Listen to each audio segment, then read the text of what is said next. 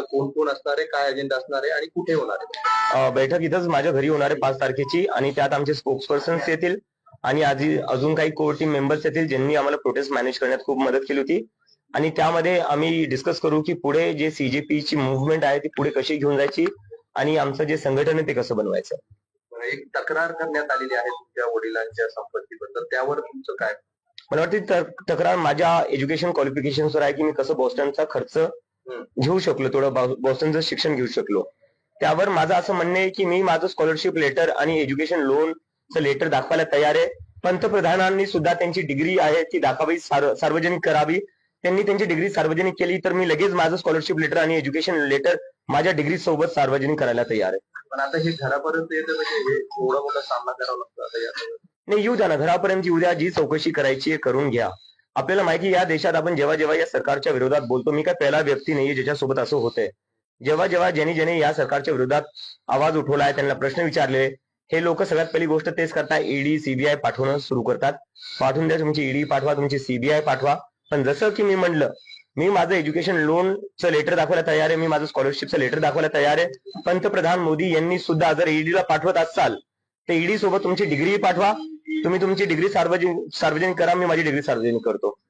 झारखंडच्या विद्यार्थ्यांनी तुमचे संपर्क साधलाय, त्यांच्याकडे देखील पेपर फुटलाय, तुमची काय भूमिका असणार? आता पुढचं मिशन झारखंडच्या विद्यार्थ्यांसोबत जे आंदोलन करतायत त्यांच्याशी माझं काल रात्री बोलणं झालेलं आहे आणि मी त्यांना सांगितलं आहे की कॉक्रोच जनता पार्टी पूर्णपणे त्यांच्या सोबत आहे आणि त्यांनी जोपर्यंत त्यांच्या मागण्या पूर्ण होत नाही तोपर्यंत अजिबात मागे सरकू नाही आणि जी काही मदत लागेल ती कॉक्रोच जनता पार्टी त्यांना द्यायला तयार आहे आणि त्यांच्या जे काही डिमांड्स आहेत त्यांचं आम्ही पूर्णपणे समर्थन करतो.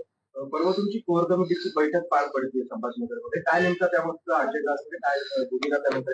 अजेंडा ठरवण्यासाठीच आम्ही ही कोर कमिटीची मीटिंग बोलवली आहे आणि तिथं आम्ही आमचं ऑर्गनायझेशन एक्सपान्शनवर डिस्कस करणार आहे आणि कॉक्रोच जनता पार्टी पुढे कोणते काय मुद्दे उचलू शकते, कशा प्रकारे पुढे जाऊ शकते देशभरात, त्यासाठी आम्ही ती मीटिंग बोलवली. पक्षाचं रूपांतरण होण्यासंदर्भात या आगामी काही काळात मला वाटतंय की मीडियाला सगळ्यात जास्त एक्साइटमेंट लागलेली आहे की आम्ही पॉलिटिकल पार्टी बनवावं. यावरूनच मला कळतं की जेवढ्या पॉलिटिकल पार्टीवर आहेत तिथं कुठं ना कुठं तुम्ही सगळे डिसअपॉइंटेड आहेत त्यांच्यासोबत.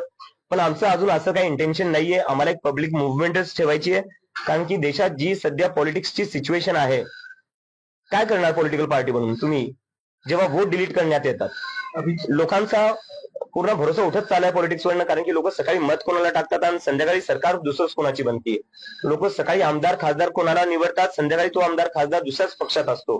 तर अशा परिस्थितीत जिथे ईडी सीबीआय पाठवून पक्ष तोडण्यात येतात, इलेक्शन रीक करण्यात येतात, तशा याच्यात पॉलिटिकल पार्टी बनवून करायचं काय?